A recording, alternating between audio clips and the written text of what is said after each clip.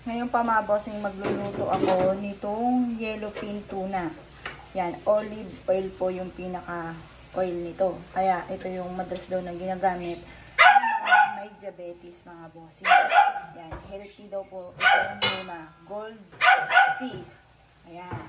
Ito pa, binili ito kung isa ka sa healthy living. Ngayon, gagawa ako ng tuna spread na maraming pipino kasi maganda daw po yung pipino. At ganoon din, ito lang hindi ganun pala. Mayonnaise. Siya! Yan. Kaya lang, syempre, huwag na masyadong madami. Okay lang yan. Unti-unti. Yan. Ito na pa mga bossing ko, ang tuna spread mga bossing.